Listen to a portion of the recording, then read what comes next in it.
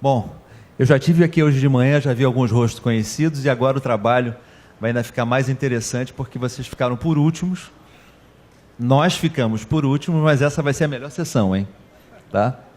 Bom, desnecessário apresentar o Fábio Barbosa, acho que o Juliano já fez a introdução. E eu tive a oportunidade de ver uma apresentação do Fábio Barbosa no TEDx, que foi publicado no ano passado, não foi, Fábio? Em São Paulo. E nessa apresentação do Fábio, ele fala, naquele formato TED, ele fala sobre valores, valores de pessoas e valores que hoje compõem a sociedade e as organizações. Esse é o tema dessa nossa conversa de agora. Eu queria, então, fazer uma primeira provocação, uma primeira pergunta ao Fábio. Como que esses valores, e ele, naturalmente, ele vai explicar um pouco dos valores a que a gente está se referindo, mas como que esses valores se aderem, se compatibilizam com esse grupo de empreendedores que serão, no futuro, as novas grandes empresas brasileiras. Por favor, Fábio. Bom, obrigado, Marcelo, pela introdução, Juliano, pelo convite. Falar em último, depois de um dia tão agitado como vocês tiveram, é sempre difícil, mas é um prazer estar aqui. Eu estou na Endeavor já há alguns anos também, e eu acho que um papel que eu tenho procurado desempenhar na Endeavor é justamente chamar a atenção, especialmente para os novos empreendedores, sobre a questão de como é que você constrói o seu negócio, né? Eu vi ao longo da vida, eu trabalhei muito tempo em banco, eu fui presidente aqui no Brasil do ABN AMRO, Banco Real e depois Santander, e eu vi muitas empresas que tinham boas propostas de negócio, mas que não conseguiam crescer, porque no começo haviam sido flexíveis em alguns aspectos legais, em alguns aspectos trabalhistas, e com isso foram comprometendo o seu futuro, né? Na ideia de que no começo você tem que transigir, né? Have to compromise. Eu vi as pessoas embicando numa direção errada, na ideia de que o que importa é o resultado, o que importa é que eu estou crescendo. E eu acho que desde cedo no empreendedor tem que ficar a ideia de que não importa apenas o que você está fazendo, mas importa sim como você está fazendo. E eu não queria me ater somente às questões legais de recolhimento de impostos ou de registro de funcionários, mas queria também chamar a atenção por uma sociedade que está cobrando cada vez mais das empresas.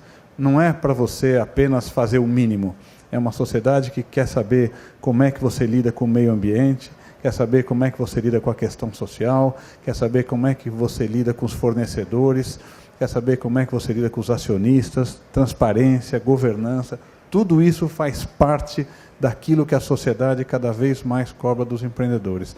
Então, o que ficou claro para mim é, ou você já começa pensando nisso, ou o seu projeto fica comprometido lá na frente, né? Eu vi empresas, seja do ponto de vista legal, seja do ponto de vista ambiental, ou seja do ponto de vista da cobrança da sociedade, empresas que se inviabilizaram, porque estavam caminhando dentro de uma proposta que não era compatível com o sonho de crescer. Então, eu acho que a questão de valores, para começar essa conversa, Marcelo, é mostrar que você pode, e acho que é isso por isso que eu me bato, você pode dar certo, fazendo a coisa certa, do jeito certo.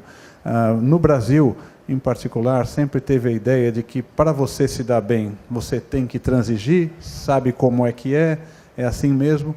E, para minha surpresa, eu tive várias vezes a oportunidade, a honra, na verdade, sei que você estudou lá, mas eu estive em Harvard fazendo palestras, porque eu tenho a impressão que os jovens também, até pela crise bancária, pelo que aconteceu no mundo, ficou um pouco a ideia de que você tem que ser muito rápido, muito ágil, muito criativo e não aderir tantos a valores, porque o resultado é mais importante do que a forma como você o construiu. E eu percebi que esse é um problema não apenas no Brasil, mas é um problema no mundo, né, onde a ideia de que está aí a crise, as empresas, não vou citar nomes aqui, mas empresas americanas, europeias, que tinham problemas contábeis, problemas de grandes estruturas que, na verdade, estavam em cima de um castelo de cartas, sem nenhuma condição de se sustentar, e eu acho que a gente precisa a ideia de que você pode sim dar certo fazendo a coisa certa, e mais, você vai dar mais certo se levar em consideração que você está num ambiente onde as luzes estão todas acesas, né? Eu agora mudei de vida, estou no mundo da imprensa, e eu falo lá não tem on e off, e eu acho que isso vale para os empreendedores. Você está on o tempo todo, né? Sempre tem um risco, com Facebook que teve aqui falando agora há pouco, ou com Twitters, ou blogs, ou imprensa, ou seja lá o que for, colegas, o que você faz aparece cedo ou tarde. Então é bom fazer a coisa do jeito certo e construir uma empresa como vocês estão construindo, já com a ideia de que vocês vão crescer, que quanto mais visibilidade tiverem, mais vocês serão supervisionados pela sociedade, e quanto mais o tempo passar, maior vai ser a cobrança de jovens que querem saber muito mais sobre as empresas do que se queria saber há anos atrás. Essa é uma visão bem provocadora, ainda mais que a gente sabe. Eu vou verbalizar o que eu ouço de vários empreendedores que falam: nossa, é difícil ser empreendedor no Brasil, num país que é tão voraz em termos fiscais, em termos tributários. Mas então vou te fazer uma pergunta: que tipo de pessoas e quais são os benefícios ou como encontrar essas equipes de valores eu não vou apenas me referir à questão ética, mas eu vou fazer uma colocação em valores de gestão, em valores de eficiência, em valores de competências gerenciais. Como é que um empreendedor jovem que tem uma empresa com menos recursos do que um Santander, do que uma editora Abril, por exemplo, que não tem toda essa infraestrutura de contratação, de identificação de pessoas, quais são as informações, as dicas que você dá para que essas pessoas, que esses investidores consigam ser bem-sucedidos nesse sentido? Bom, primeiro, acho que a questão, de novo, de valores, de princípios é inegociável, né? Colocar gente para dentro que tenha uma outra visão, uma visão que você pode ser esperto, você pode transigir, você pode buscar o atalho, é o caminho certo para ter problemas mais para frente, né? O Jack Welch, para pegar um referencial na GE, né, depois eu vou voltar para empresas menores, mas Jack Welch dizia que você tem 4 tipos de profissionais, né? Ele falava assim: você tem a pessoa que tem ótima performance e bons princípios, promove. Péssima performance e princípios ruins, demite. Pessoa que tem performance ruim, mas bons princípios, treina. Pessoa que tem boa performance e princípios ruins, kill him, mata, tira fora, porque esse é o pior elemento que você pode ter na empresa. É o que produz bem, mas usa de artifícios que não são aceitáveis, né? Então esse acho que é o ponto inegociável. Mas eu acho que, para vocês que estão começando equipes e contratando gente, né, primeira régua é essa, né? É uma condição que é necessária, mas não é suficiente para você escolher. Eu sempre tive 2 ou 3 critérios e que me ajudaram muito, enfim, em montar grandes equipes, né? O primeiro é um critério muito, muito simples, né? A primeira coisa que eu quero é pessoa com brilho nos olhos, né? Eu não sei explicar o que é, mas brilho nos olhos é fundamental. A pessoa que acredita, que gosta, que vai, que tem prazer em fazer aquilo. E ainda dentro deste mesmo conceito é a questão das pessoas que eu vou chamar aqui de bem com a vida, né? Eu descobri ao longo da vida que tem pessoas de bem com a vida, pessoas de mal com a vida. É muito chato trabalhar com pessoas de mal com a vida. É bom trabalhar com gente de bem com a vida, que vê o lado positivo, que vê o meio copo cheio, e acho que isso funciona muito bem. Eu sempre procurei isso. Eu brincava que pessoas de mal com a vida a gente coloca na auditoria depois, né? Mas a gente quer, na verdade, pessoas de bem com a vida trabalhando no nosso dia a dia. O que eu percebi ao longo do tempo é que o que faz os olhos brilharem mudou, né? Enquanto no começo os jovens buscavam nas suas escolhas empresas com boas perspectivas de crescimento, muito dinheiro, uma ascensão rápida, eu tenho um artigo que me marcou muito que fala: meaning is the new money.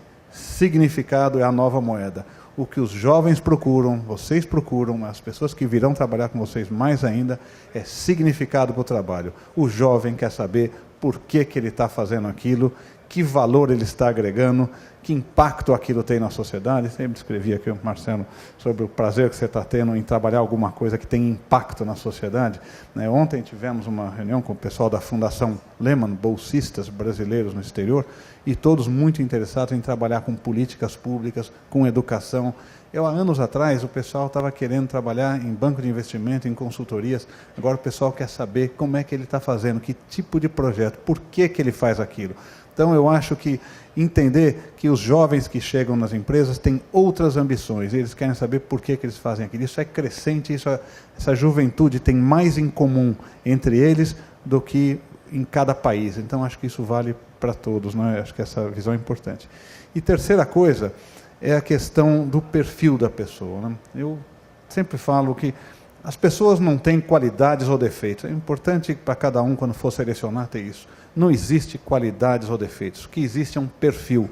E aquele perfil é adequado ou não para a sua empresa, para aquela função, para um determinado momento, né? E não tente fazer com que a pessoa seja aquilo que ela não é. Ela tem um perfil, alguns são detalhistas, outros são criativos, outros são comerciais, outros são sonhadores, mas cada um tem o seu perfil. E aqui vem o ponto mais difícil do perfil. Uma vez eu vi uma palestra, abro um parênteses, do Bill Clinton, e ele dizia o seguinte: como são inteligentes as pessoas que pensam como a gente, né? Ou seja, como é fácil você se cercar de pessoas que pensam como você, e como é ruim isso para uma empresa, né? Empreendedorismo tem que levar em consideração que você precisa ter um grupo diverso, de pessoas que te complementem, e não pessoas que simplesmente pensem como você. Então, acho que são essas três coisas, né? Pessoas que têm brilho nos olhos, pessoas que buscam um significado e encontram esse significado na sua proposta de trabalho, e pessoas que têm o perfil adequado para aquela função onde você está buscando alguém. Muito bom. Você falou na primeira parte sobre valores que são ética, que têm um aspecto de competência, e agora você está falando também bastante sobre como que esse grupo de indivíduos pode compor uma equipe. E você, com a história da sua carreira profissional, sempre liderou grandes equipes e foi reputado, em inúmeras ocasiões, como um líder inspirador. Que tipo de inspiração você compartilha quando se trata de liderança, não apenas a liderança do mercado, não apenas a liderança no produto ou nos serviços que os empreendedores têm, mas a liderança também sobre as equipes, que vai tornar esse negócio um negócio vitorioso? Olha, deixa eu começar um passo atrás. Eu brinco que eu sou um executivo frustrado, né? Porque ao longo da vida eu tentei contratar profissionais e nunca consegui. Sempre veio uma pessoa junto, né? E com essa brincadeira, que tem uma pessoa, não tem um profissional. Não adianta dizer que vem um profissional, deixa suas emoções em casa e vem trabalhar. Não é isso que acontece. O que acontece é que vem uma pessoa, e essa pessoa vem com ambições, com frustrações, com sonhos, enfim, inveja do colega, restrição com relação ao que o outro está fazendo. É muito interessante você lidar com gente, né? E eu acho que o primeiro ponto de um líder é entender. Eu tinha um livro que eu dava para todo mundo que ia falar comigo, chamava O Erro de Descartes, né? O mundo não é cartesiano, and Descartes was wrong. E é muito interessante, porque a gente saiu um pouco da ideia de que você está lidando com pessoas cujas reações são previsíveis e vai lidar com pessoas cujas reações são muito mais complexas, o que é muito fascinante. Seria muito chato trabalhar com pessoas que têm as mesmas reações. Então, eu acho que, na verdade, tem uma proposta que engaje as pessoas, né? Eu assumia, isso vale para o Brasil e vale para outros lugares, uma postura de que você pode e deve buscar fazer a coisa certa, né? Na sua vida pessoal e na sua vida profissional. E ter resultados assim, você não apenas torna a sua empresa melhor, mas você ajuda na construção de um país melhor, de uma sociedade melhor, né? O que me surpreendeu foi o número, e vocês testarão isso nas suas empresas, o número de jovens que se engajam nessa causa de fazer alguma coisa melhor, né? Eu costumo brincar que se a minha geração não foi capaz de deixar um mundo melhor para os nossos filhos, ela certamente deixou filhos melhores para o nosso mundo. Os filhos são muito melhores, né? Vocês fazem parte um pouco, alguns têm idade para ser meus filhos aqui, mas vocês fazem parte da geração que questiona a questão ambiental, de novo, a social, questiona a questão da informalidade que no Brasil se aceitava tão bem e que não se aceita mais. Questiona pequenos delitos, né? As pequenas coisas do dia a dia. Eu acho que essa sociedade está questionando muito mais do que se questionava antes, né? Então, o que eu vejo é essa busca das pessoas, na verdade, em ter algo que as motive, né? Algo que ache legal. Eu, quando comecei a falar de ética, de meio ambiente, eu, de repente, pilhei que, espera aí, vocês estão achando que isso é uma restrição, que nós vamos ter que fazer isso porque, para ser transparente, a gente tem que evitar aquilo ou uma terceira coisa. Não, nós vamos poder fazer muito mais. É uma ética inspiradora. Você sendo transparente, além de dormir um sono tranquilo, você pode fazer muito mais. Você pode inspirar, mobilizar muito mais do que se você vê isso como uma restrição, né? Então, eu acho que o importante nessa mobilização é se conectar com os sonhos.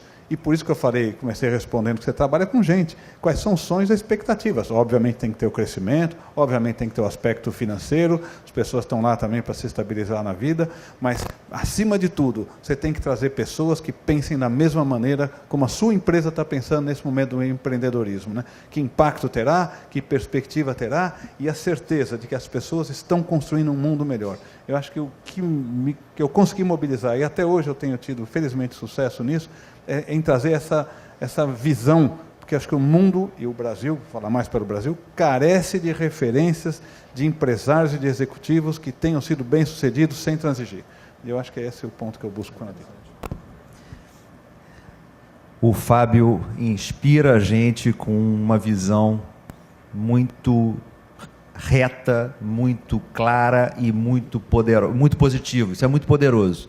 Fábio, quais são os casos aonde você, na sua história profissional, você teve algum momento de falar o seguinte: errei naquela operação, errei naquela contratação, e a curiosidade, o que você fez com esse erro?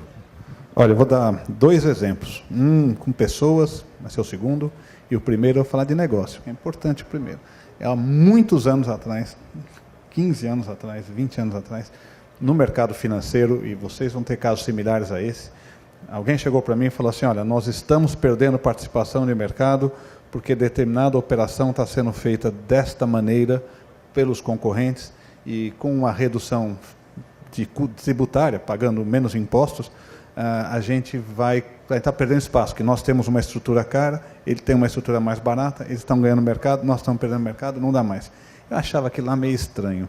Conversei com o advogado falou: não, dá para fazer, mas tem esse questionamento.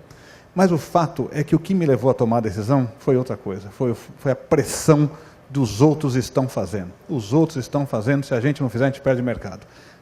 Foi a decisão mais errada que eu tomei na minha vida. Por sorte, o final foi feliz, porque tinha, de fato, alguma substância para negociar. Mas eu fui chamado diante de uma autoridade que perguntou: vocês estão fazendo essa operação com essa e aquela estrutura? Está 18 anos agora. Eu falei: mas todo mundo faz. E ele me disse: se os outros fazem ou não, o problema é meu. Eu quero saber se você está fazendo. E eu, de repente, me senti nu. Quer dizer, eu não tinha uma argumentação, tive que montar a argumentação, tive que recorrer a advogados, parei de fazer aquilo e aprendi uma coisa na vida: não faça simplesmente porque os outros estão fazendo, porque isso não é justificativa, isso não explica, isso não te tira da pressão que você está. Então, eu acho que é uma visão, nunca mais fiz. Ou eu acredito, e se estiver perdendo mercado, que perca, porque eu não vou tomar um rumo que possa comprometer o futuro da organização, das pessoas, simplesmente porque os outros estão fazendo. Então, uma grande lição, porque, de novo, no Brasil tem um pouco disso. Obrigado. Acho que faz toda a diferença. Faça o que você acredita e vá tão longe. Uma vez perguntar: onde você quer chegar, né? No banco, na empresa? Eu falei: olha, eu quero chegar tão longe quanto meus valores permitirem. Pode parecer bobagem, mas é isso. A ideia de que eu quero ser a maior empresa, cuidado, porque se você quer ser a maior empresa, significa que a qualquer preço. Não é a qualquer preço. É dentro das regras do jogo, né? O segundo erro, que é interessante, que é mais sutil, Eu uma vez descobri que tinha um cara no banco que, enfim, fez operações e ele se beneficiou. Eu estou usando palavras aqui leves, mas enfim, fez operações e ganhou dinheiro para ele. E é um cara que eu confiava muito, né? Eu falei, puxa vida, que decepção, né? Eu acreditei no cara, dei maior força, dei espaço, defendi, pô, o cara me traiu. Que saco. Aí eu tenho um sítio, fui no final de semana lá no sítio, cheguei lá e estava quem tem sítio sabe que você chega no sítio, o cara vem com todos os problemas possíveis para você, né? E o problema que ele me trouxe, ele falou, tem uma pessoa lá cujo filho está doente, e o senhor tem dado dinheiro para que ela cuide do filho, mas ela não está cuidando. Então o senhor acredita demais nas pessoas, e as pessoas se aproveitam dessa sua boa-fé. Isso, uma pessoa humilde, né? Um administrador do sítio falando para mim.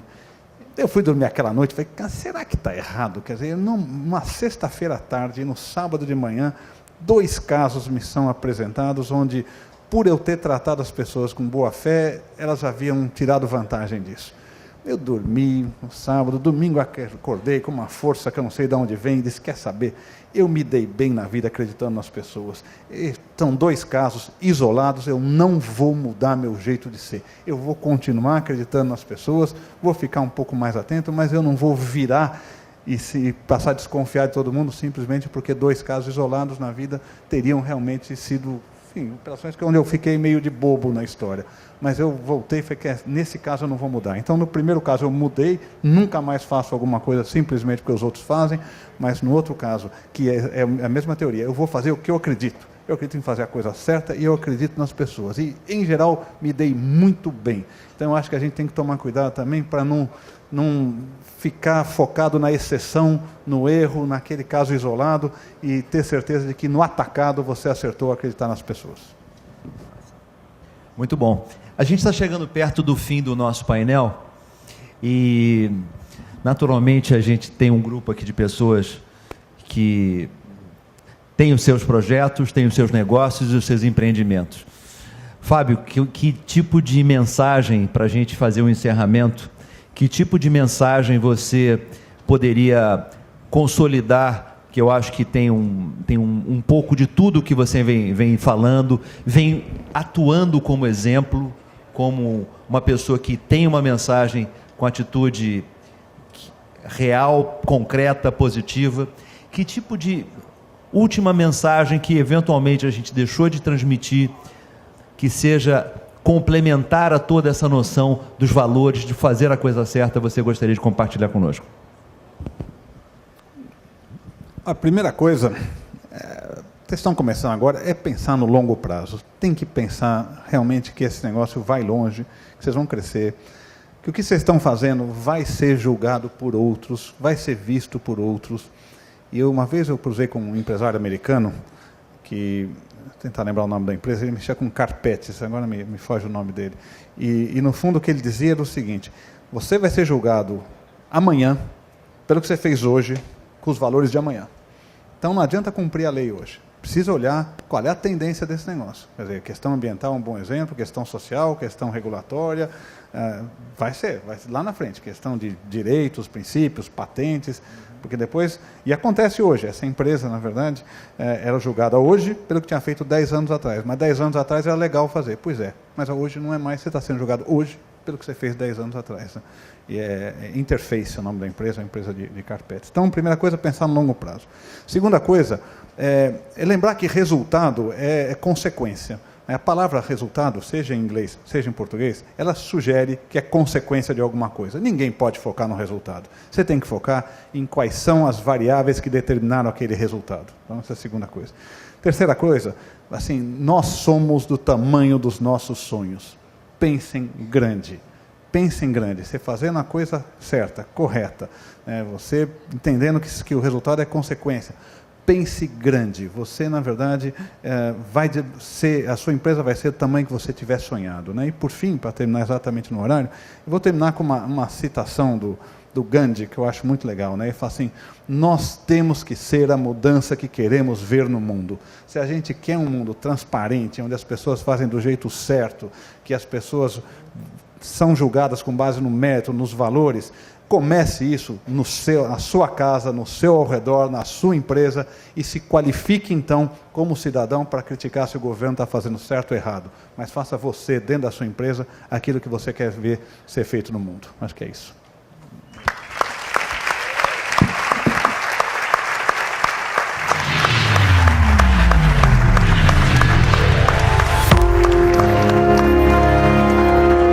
Olha o agradecimento para você. Parabéns, hein? Muito obrigado.